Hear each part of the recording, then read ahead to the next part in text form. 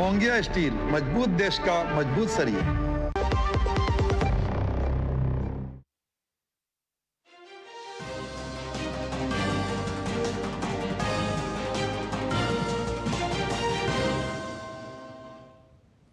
नमस्कार, DD news पर आप देखना शुरू कर चुके हैं समाचारों का बुलेटिन। मैं हूं लालचंद्र सिंह। देखेंगे देश और दुनिया की तमाम बड़ी खबरें, लेकिन सबसे पहले इस समय की हेडलाइंस।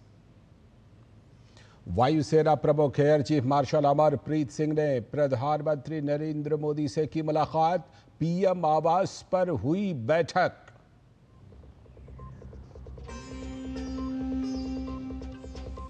जम्मू कश्मीर के रामबन में दुखद हादसा, सेना का एक ट्रक गहरी खाई में गिरा, 3 सैनिकों की मौत।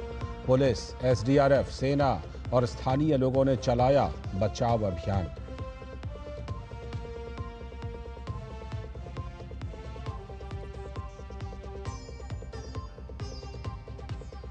आर्कटिक सर्कल इंडिया से विदेश मंत्री डॉक्टर एस जयशंकर का संबोधन।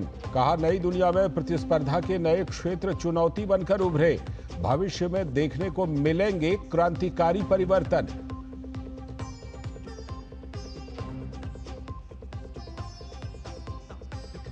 कड़ी सुरक्षा के बीच देश भर में नीट यूजी परीक्षा जारी। देश भर के 550 शहरों के करीब 5000 केंद्रों पर आयोजित हो रही है ये परीक्षा।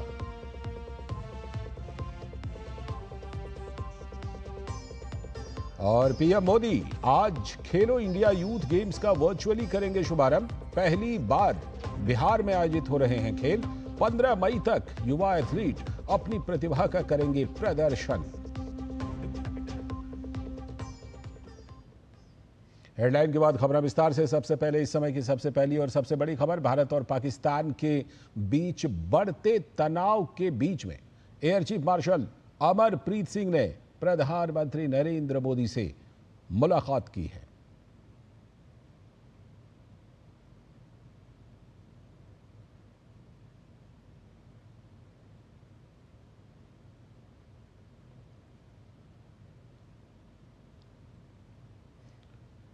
और उधर राजस्थान के श्रीगंगानगर में भारत पाकिस्तान अंतर्राष्ट्रीय सीमा पर सीमा सुरक्षा बल यानी बीएसएफ ने एक बड़ी सफलता हासिल की है। सूत्रों के मुताबिक श्रीगंगानगर इलाके में बीएसएफ ने पाकिस्तानी रेंजर को पकड़ा है। पाकिस्तानी रेंजर से पूछताछ जारी है ताकि उसके इरादों का पता लगाया जा सके। जानकारी के मुताबिक यह कार्रवाई उस समय की गई जब पाकिस्तानी रेंजर भारतीय सीमा में अवैध रूप से प्रवेश करने की कोशिश कर रहा था। सूत्रों के अनुसार बीएसएफ के जवान सीमा पर गश्त कर रहे थे, तभी उन्होंने संदिग्ध गतिविधि देखी। सतर्क जवानों ने तुरंत कार्रवाई करते हुए पाकिस्तानी रेंजर को पकड़ लिया। घटना के बाद श्रीगंगानगर और आसपास के सीमावर्ती इलाकों में सुरक्षा व्यवस्था को और सख्त कर दिया गया है। बीएसएफ ने अतिरिक्त चौकसी बरतने के निर्देश जारी किए हैं ताकि किसी भी संदिग्ध गतिविधि को तुरंत रोका जा सके। स्थानीय प्रशासन और खुफिया एजेंसियां भी इस मामले पर नजर रखे हुए हैं। और इन सब के बीच अपनी नापाक हरकतों से बाज नहीं आ रहा है पाकिस्तान। लगातार सीज फायर का पाकिस्तान उल्लंघन कर रहा है। जम्मू कश्मीर के कुपवाड़ा, बारामूला, पुंछ, राजौरी, मेंढर, नौशेरा, सुंदरबनी और अखनूर के आसपास के इलाकों में नियंत्रण रेखा के पार पाक सेना ने फायरिंग की। पाकिस्तान ने बिना किसी उकसावे के छोटे हथियारों से यह गोलीबारी की, तो वहीं भारतीय सेना ने पाकिस्तान की इस गोलीबारी का मुंह तोड़ जवाब दिया। भाजपा के राष्ट्रीय महासचिव तरुण चुघ ने भारत द्वारा पाकिस्तान से सभी आयातों पर प्रतिबंध लगाए जाने का स्वागत किया है। उन्होंने कहा है कि पाकिस्तान से सभी तरह के आयात पर प्रतिबंध सरकार का कूटनीतिक हमला है जो स्वागत योग्य है। जो आतंक फैलाएगा वो भारत के बाजार में जगह नहीं पाएगा। ये निर्णय केवल व्यापारिक ही नहीं बल्कि कूटनीतिक भी है। हमारा देश केवल जवाब नहीं देता बल्कि कार्रवाई भी करता है और यह स्वागत योग्य कदम है। कांग्रेस पर देश के हितों को सालों से अनदेखा करने का आरोप लगाते हुए उन्होंने कहा कि कांग्रेस की सरकारों ने दशकों तक पाकिस्तान के आगे नरम रुख अपनाया, लेकिन ये पीएम मोदी का शासन है। आतंक के मददगारों से ना तो व्यापार होगा और ना ही व्यवहार होगा। पाकिस्तान से सभी तरह के आयात पर प्रतिबंध मोदी सरकार का कूटनीतिक हमला है और स्वागत योग्य है। जो आतंक फैलाएगा वो भारत के बाजार में जहां नहीं पाएगा। ये एक निर्णय केवल व्यापारी के नहीं बल्कि राष्ट्रीय सुरक्षा और सम्मान के साथ साथ एक कूटनीतिक हमला है। भारत अब जवाब नहीं कार्रवाई भी करता है। बयानों तक नहीं, जमीन पर कार्रवाई हो रही है। ये स्वागत योग्य कदम है। कांग्रेस की सरकारों ने दशकों तक पाकिस्तान के आगे नरम रुख अपनाया। बड़ी से बड़ी घटना पर क्रिकेट मैच बंद किया, पर यह नरेंद्र मोदी का शासन है। आतंक के मददगारों से ना तो व्यापार होगा ना व्यवहार होगा। और भाजपा सांसद जगदंबिका पाल ने पाकिस्तान के आतंकवाद को बढ़ावा देने की निंदा की है। उन्होंने कहा है कि पहलगाम में हमला हुआ और निर्दोष पर्यटकों को उनके परिवार के ही सामने मार दिया गया और यह पाकिस्तान द्वारा प्रायोजित था। उन्हें पीड़ित परिवारों और देश के आंसुओं की कीमत चुकानी पड़ेगी। प्रधानमंत्री नरेंद्र मोदी ने खुद कहा है कि आतंकवादियों और उनके आकाओं को ऐसी सजा दी जाएगी जिसकी वे कल्पना भी नहीं कर पाएंगे। जिस तरह की पहलगाम की घटना हुई है और हमारे निर्दोष पर्यटकों की हत्या उनके बच्चों और उनकी पत्नियों के सामने हुआ है, इस आतंकवाद की घटनाओं में स्पष्ट हो गया है कि आईएसआई और सीमा पार के उस पाकिस्तान की आर्मी आसिफ मुनीर के जो उनके सेना अध्यक्ष हैं उनके उकसावे पे और उन लोगों के स्पॉन्सर्ड किलिंग्स हुई हैं और इस पे निश्चित तौर से उन पीड़ित परिवार के और पूरा देश जो आक्रोशित है उनके आंसुओं का हिसाब उनको चुकाना पड़ेगा। और केंद्रीय मंत्री बीएल वर्मा ने भी पाकिस्तान पर प्रतिबंधों का स्वागत किया है। कांग्रेस के नेता चरणजीत सिंह चन्नी के बयान की निंदा करते हुए उन्होंने कहा कि कांग्रेस के नेता इस प्रकार के बयान देते हैं, यह सेना के हौसले को कमजोर करने का प्रयास करते हैं, लेकिन हमारे बहादुर सेना के जवानों के हौसले कमजोर होने वाले नहीं हैं। कांग्रेस के नेता मुझे लगता है कि इस प्रकार के बयान देते हैं जो शायद पाकिस्तान को रासाते हैं और मैं कहूँगा कि हमारी सेना के हौसलों को ये कमज़ोर करने का प्रयास करते हैं, लेकिन हमारे बहादुर सेना के जवान उनके हौसले कमज़ोर होने वाले नहीं हैं। आदरणीय प्रधानमंत्री मोदी के नेतृत्व में सेना सही समय पर सही जवाब दी। और पहलगाम आतंकवादी हमले के 13वें दिन आज श्रीनगर में लाल चौक पर देश के अलग अलग हिस्सों से आए लोगों ने इस आतंकवादी हमले में मारे गए लोगों की आत्मा की शांति के लिए हवन और पूजन किया। सनातन परंपरा में त्रयोदशी संस्कार के तहत हवन पूजन का विशेष महत्व है। ऐसा ही एक समूह गुजरात के सूरत से आया था, जिन्होंने हवन पूजन कर मृत आत्माओं की शांति के लिए प्रार्थना की। तो उनसे बातचीत की है हमारे संवाददाता अश्विनी मिश्र ने। पहलगाम आतंकवादी हमले के 13 दिन बीत चुके हैं। लाल चौक पर लोगों ने इस आतंकवादी हमले के विरोध में प्रदर्शन किया, तो आज 13वें दिन लाल चौक पर मृत लोगों की आत्मा की शांति के लिए हवन किया गया, पूजन किया गया। सूरत से आए हुए शिव ओम मिश्रा हैं, आपने यहाँ पर क्या कुछ अनुष्ठान किए, क्या कुछ पूजा अर्चना की, क्या कार्यक्रम किए? आज जम्मू कश्मीर के हार्ट लाल चौक पर हम सब ने मिल करके 22 अप्रैल को पहलगाम वायसराय घाटी के अंदर हुए आतंकी हमले में शहीद 28 से अधिक हिंदू आत्माओं की शांति के लिए त्रयोदशी संस्कार यानी कि 13वीं संस्कार जो हमारे सनातन संस्कृति का एक विशेष महत्व है, आज उनकी आत्मा की शांति के लिए यहाँ पर त्रयोदशी संस्कार किया गया। लेकिन यहाँ पर हमने देखा कश्मीर में हर धर्म के लोग, हर संप्रदाय के लोग, हर एक क्षेत्र के लोगों ने आकर यहाँ पर प्रदर्शन किया और इसकी निंदा की। माननीय प्रधानमंत्री जी से निवेदन है कि 28 की जगह 2800 मारेंगे, तब इनकी आत्माओं को विशेष शांति मिलेगी। और आज यहाँ पर भगवा ध्वज स्थापित करके हम संदेश देना चाहते हैं कि कश्मीर और कश्मीरी दोनों हमारे हैं, हमारे परिवार का अभिन्न अंग है। और पाकिस्तान चाहता है कि हम कश्मीर से टूटे, कश्मीरी लोगों से टूटे, और वो हमेशा से कश्मीरियों के प्रति भारत को या हम सब लोगों को अलग करने का प्रयास करता है। परंतु भारत सरकार इसे टूरिज्म इंडस्ट्री बना करके और मजबूत बनाना चाहती है, और यही फ़र्क हम में और पाकिस्तान के अंदर है। शहीद हुए हैं उनकी शांति के लिए यहाँ पे पूजा पाठ करने आए और एक अच्छा मैसेज देना चाहते हैं यहाँ आके कि यहाँ पे एक अमन बना रहे। मैसेज यही देना चाहती हूँ कि आप सब यहाँ आइए, यहाँ के ट्रैवल टूरिज्म को बढ़ावा दीजिए, यहाँ के लोगों का जो आप सब एक कमाई का जरिया है वो प्लीज़ बने रहिए। यही खाली एक संदेश है कि यहाँ पर जो भी मृत आत्मा है उनकी आत्मा की शांति हो और कश्मीर फिर से सुखमय, स्वच्छ और हमेशा टूरिस्ट से भरा, क्योंकि परेशानी सबके लिए है। तो ये यहाँ से एक वो किया गया आह्वान कि अब यहाँ कभी ऐसी जघन्य हत्या या कोई भी आतंकवादी गतिविधि न हो। आप देख सकते हैं कि पहलगाम में हुए आतंकवादी हमले में मारे गए लोगों की शांति के लिए प्रार्थना किया गया, और निश्चित तौर से निर्णायक रूप से जब आतंकवाद पर प्रहार होगा तो पूरे देश को इसमें शांति मिलेगी। और कामना सबकी ये है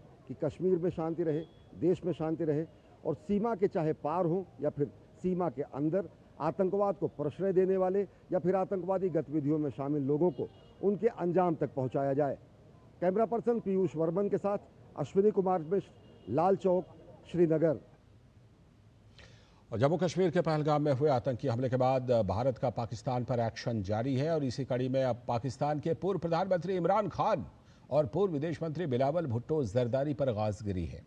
दोनों का एक्स अकाउंट अब भारत में बैन कर दिया गया है।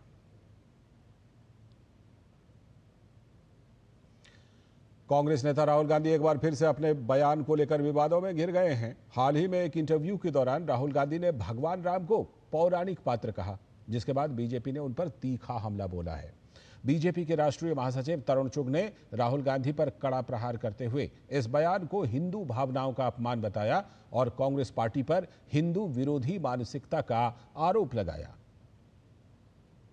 राहुल गांधी हमेशा ही भगवान राम, भारत की संस्कृति, भारत के सनातन का अपमान करते आ रहे हैं। ये वही कांग्रेस है जिसने कभी भगवान राम के मंदिर के कार्यक्रम का बायकॉट किया था, प्राण प्रतिष्ठा का बायकॉट किया था। भगवान राम का मंदिर ना बने, वकीलों की फौज कोर्ट में खड़ी की थी, और 2007 में तो एफिडेविट दे दिया था कि भगवान राम हुए ही नहीं। ये कांग्रेस की सनातन विरोधी, भारत विरोधी, श्री राम विरोधी विचारधारा है, और देश श्री राम विरोधियों को सबक सिखा रहा है।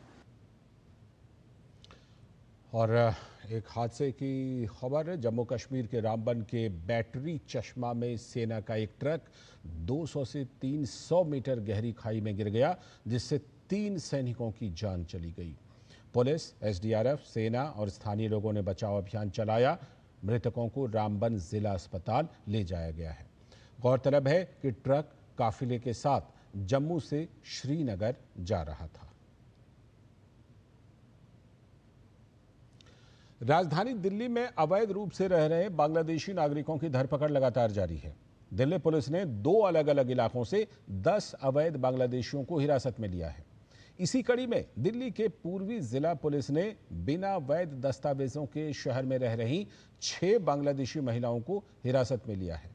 इसके बाद दिल्ली स्थित विदेशी क्षेत्रीय पंजीकरण कार्यालय FRRO की सहायता से निर्वासन की कार्रवाई शुरू कर दी गई है। ये महिलाएं पुलिस की पकड़ से बचने के लिए दिल्ली के विभिन्न स्थानों पर रह रही थीं। इसी कड़ी में दिल्ली पुलिस के उत्तर पश्चिम जिले के विदेशी प्रकोष्ठ ने कार्रवाई करते हुए 4 अवैध बांग्लादेशी प्रवासियों को गिरफ्तार किया। मामले की जांच करने पर पाया गया कि पकड़े गए बांग्लादेशी नागरिक ट्रांसजेंडर के रूप में ट्रैफिक सिग्नल पर भीख मांगने और अन्य गतिविधियों में लिप्त पाए गए। इनके पास से प्रतिबंधित IMO ऐप से इंस्टॉल किए गए 2 स्मार्टफोन बरामद किए गए, जिनका इस्तेमाल बांग्लादेश में अपने परिवारों के साथ संवाद करने के लिए किया जा रहा था। व्यक्तियों ने कबूल किया कि वे एजेंटों की सहायता से सीमाओं के माध्यम से अवैध रूप से भारत में प्रवेश कर गए थे और ट्रेनों से दिल्ली पहुंच गए। विदेश मंत्री डॉक्टर एस जयशंकर ने दिल्ली में आयोजित आर्कटिक सर्किल इंडिया फोरम 2025 को संबोधित किया। उन्होंने यूरोप भारत साझेदारी पर कहा कि यूरोप ने आज की दुनिया की वास्तविकता के साथ तालमेल नहीं बिठाया है। हम भागीदारों की तलाश करते हैं, उपदेशकों की नहीं। We are going to see, in a sense, arena or a domain of contestation, which is not going to be easy to recall. Now, this is not unique. I mean, we are going to see it in space, we're going to see it underwater, we're going to see it in AI. So we are looking at a much more contested world, much sharper competition. We look for partners. We don't look for preachers. Particularly preachers who don't practice at home what they preach abroad. And I think some of Europe is still struggling with that problem. Some of it is changing. So the issue for us, I mean, in many ways, Europe, I think, has entered a certain zone of reality check. Now, whether they are able to step up to it or not, it's something we will have to see. But from our point of view, if we are to develop a partnership, there has to be some understanding, there has to be some sensitivity, there has to be a mutuality of interest, and there has to be a realization of how the world works. आगे की खबरों में केंद्रीय मंत्री जितेंद्र सिंह ने उत्तर भारत की पहली 128 slice digital PET CT machine omni legend का गुड़गांव में उद्घाटन किया। साथ ही महाजन इमेजिंग एंड लैब्स में अत्याधुनिक पैथोलॉजी लैब का शुभारंभ भी किया। और इस मौके पर केंद्रीय मंत्री जितेंद्र सिंह ने प्रिवेंटिव स्वास्थ्य सुविधा पर जोर दिया। Considering that today the entire emphasis and focus is on preventive health care, which is not only a responsibility of the medicos or the medical professionals, I think it's more of a national responsibility also. More so in the context when Prime Minister Modi keeps reminding us that for making of Viksit Bharat, we need to channelize the energies of each and every citizen. And in a country like India, where more than 70% of the population is below the age of 40, so how can we afford this vital energy and vital potential to be squandered away at the altar of preventable diseases? अगली खबर, केंद्रीय मंत्री शिवराज सिंह चौहान आज दिल्ली में आयोजित एक राष्ट्र एक चुनाव क्रॉस कंट्री रेस में शामिल हुए। इसे लेकर उन्होंने कहा कि बड़ी संख्या में नोएडा दौड़ रहा है। यहां के लोग एक राष्ट्र एक चुनाव के लिए आवाज बुलंद कर रहे हैं। जनता की मांग है कि संविधान में संशोधन करके लोकसभा और राज्यसभा के चुनाव एक साथ करवाए जाएं। नोएडा दौड़ रहा है।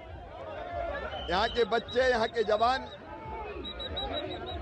यहाँ की माताएं, यहाँ की बहनें, बेटे बेटियां आवाज बुलंद कर रहे हैं। वन नेशन वन इलेक्शन, एक राष्ट्र एक चुनाव।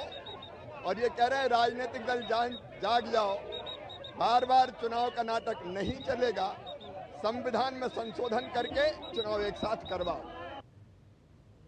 भारत नेपाल सीमा क्षेत्र में अवैध रूप से संचालित गैर मान्यता प्राप्त मदरसों पर प्रशासन की कार्रवाई लगातार जारी है। महाराजगंज जनपद के बॉर्डर क्षेत्र से 15 किलोमीटर की परिधि में आने वाले अवैध मदरसों को चिन्हित किया गया है। प्रशासन ने अभी तक 11 मदरसों पर नोटिस भेजकर उसे बंद करने की कार्रवाई शुरू कर दी है। अल्पसंख्यक विभाग के अधिकारियों का कहना है कि इन मदरसों में जांच के दौरान पाया गया कि यहां पर शिक्षा का स्तर अच्छा नहीं था। ऐसे में इन मदरसों को बंद करने के निर्देश दिए गए हैं।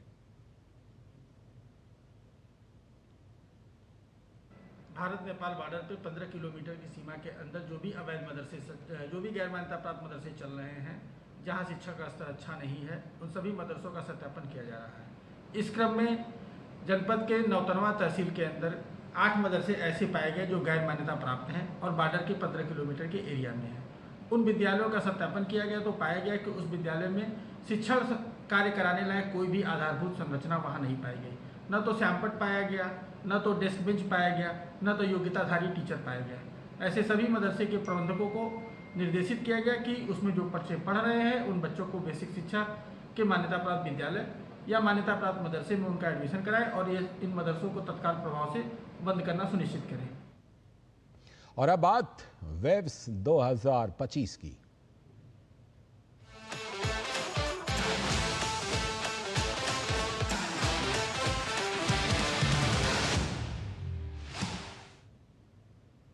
वेब्स 2025 में भारत गेमिंग पवेलियन ने भारत की गेमिंग शक्ति को वैश्विक मंच पर प्रस्तुत किया। प्रधानमंत्री नरेंद्र मोदी के विजन को साकार करता यह पवेलियन तकनीक और नवाचार का संगम है। पीएम ने स्वयं पवेलियन का दौरा किया और गेम डेवलपर्स और युवाओं से संवाद किया। तो देखिए तपस भट्टाचार्य जी की यह रिपोर्ट। वेव्स 2025 में भारत गेमिंग पवेलियन ने भारत की वैश्विक गेमिंग क्षेत्र में बढ़ती ताकत का शानदार प्रदर्शन किया है। करीब 2500 वर्ग मीटर में फैला ये पवेलियन प्रधानमंत्री नरेंद्र मोदी के उस विजन को साकार करता है जिसमें भारतीय गेमिंग को विश्व मंच पर ले जाने की परिकल्पना है। भारत गेमिंग पवेलियन जो हमने बनाया है उसका जो आइडिया था कि इंडियन भारतीय कल्चर से हम उससे कुछ डिराइव करें एंड उसको यही कहानियां हम अपने गेम्स के थ्रू दुनिया में ले जाएं। So that was the idea. Gaming को इंडिया में एक महत्व दिया गया है and that is very good. Artificial intelligence, machine learning और अत्याधुनिक गेमिंग तकनीकों के जरिए ये प्रदर्शनी दिखाती है कि कैसे भारत इनोवेशन को इमर्सिव स्टोरी टेलिंग से जोड़कर विश्व स्तरीय अनुभव दे रहा है। ड्रीम स्पोर्ट्स द्वारा स्थापित और क्राफ्टन, नजारा, जियो गेम्स तथा एक्सबॉक्स जैसी अग्रणी कंपनियों द्वारा समर्थित ये पवेलियन भारत की डिजिटल क्षमता का उत्सव है।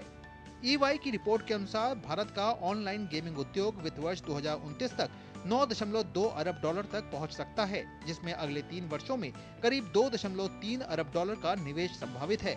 ये उद्योग पहले से ही 2 लाख से अधिक भारतीयों को रोजगार दे रहा है और अगले कुछ वर्षों में 2 लाख नई हाई स्किल्ड नौकरियों के अवसर पैदा होने की उम्मीद है।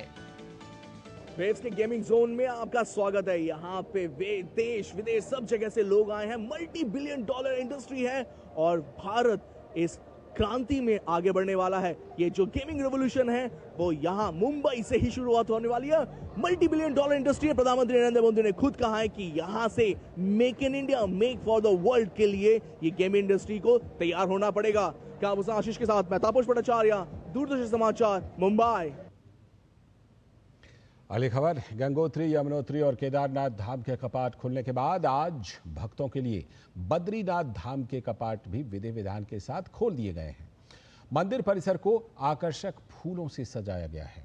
श्रद्धालुओं पर हेलीकॉप्टर से पुष्प वर्षा भी की गई। हजारों भक्त इस अद्भुत पल के साक्षी बने। मंदिर परिसर का कैसा है नजारा, देखिए इस खास रिपोर्ट में।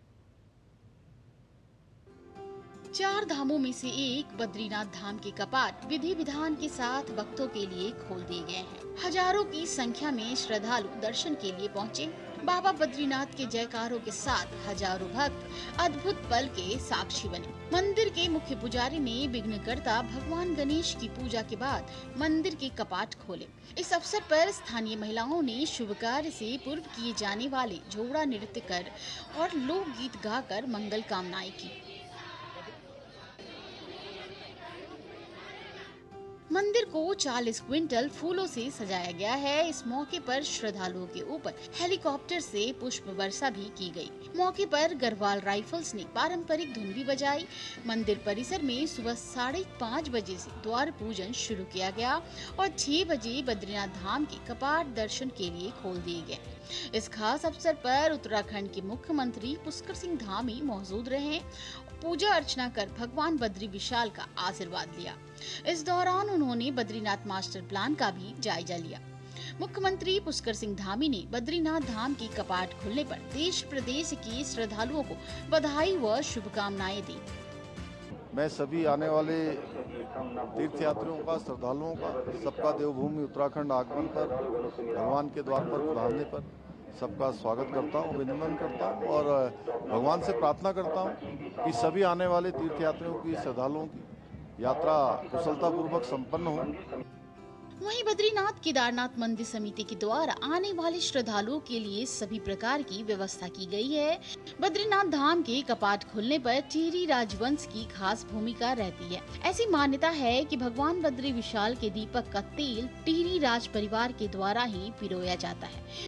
परंपरा है कि भगवान का जो गाड़ू घड़ा तेल जो है और जो कपाट उद्घाटन की तिथि होती है वो राज दरबार से निकाली जाती है। बद्रीनाथ धाम के कपाट खोलने पर देश प्रदेश के हजारों श्रद्धालु बद्रीनाथ जी के दर्शन के लिए आतुर दिखे। श्रद्धालुओं का कहना है कि यहाँ आकर उन्हें आनंद की अनुभूति होती है। का परमात्मा से मिलन होता है, यहाँ की अनुभूति तो बयान ही नहीं कर सकते, शब्दों में बयान नहीं की जा सकती। कपाट खुलने के बाद से करीब 10,000 से ज्यादा श्रद्धालु धाम पहुंचे। श्रद्धालु अगले 6 महीने तक भगवान बद्री विशाल के दर्शन कर पाएंगे। इससे पहले 30 अप्रैल को अक्षय तृतीया के दिन गंगोत्री, यमुनोत्री धाम और 2 मई को केदारनाथ धाम के कपाट खोले गए थे। Bureau report, DD news. बात एक और पवित्र यात्रा की। जम्मू कश्मीर के उपराज्यपाल मनोज सिन्हा ने रविवार को श्रीनगर अंतर्राष्ट्रीय हवाई अड्डे के केंद्र शासित प्रदेश के पहले हज जत्थे को हरी झंडी दिखाकर रवाना किया। उपराज्यपाल मनोज सिन्हा ने इस दौरान यात्रियों से संवाद किया और उन्हें यात्रा के लिए अपनी शुभकामनाएं दी। उन्होंने सभी यात्रियों की सुरक्षित यात्रा और आध्यात्मिक रूप से पूर्ण हज की कामना की। केंद्र शासित प्रदेश जम्मू कश्मीर से इस साल कुल 3,622 हज यात्री हज यात्रा पर रवाना होंगे। इनमें से लगभग 3,132 यात्री श्रीनगर अंतर्राष्ट्रीय हवाई अड्डे से 4 से लेकर 15 मई 2025 के बीच संचालित 11 विशेष उड़ानों के माध्यम से सऊदी अरब के लिए रवाना होंगे, जबकि लद्दाख से 242 यात्री हज यात्रा करेंगे। सभी हज यात्रियों का सऊदी अरब के जेद्दा में कॉन्सुलेट जनरल ऑफ इंडिया द्वारा स्वागत किया जाएगा। उपराज्यपाल ने हज यात्रा के सफल संचालन में योगदान देने वाले सभी विभागों, एजेंसियों और अधिकारियों के सहयोग की सराहना की। इस अवसर पर जम्मू कश्मीर के मुख्यमंत्री ओमर अब्दुल्ला, अतिरिक्त मुख्य सचिव धीरज गुप्ता सहित सिविल और पुलिस प्रशासन के वरिष्ठ अधिकारी भी उपस्थित रहे। इसी के साथ इस बुलेटिन में फिलहाल इतना ही। हमें दीजिए अनुमति। नमस्कार।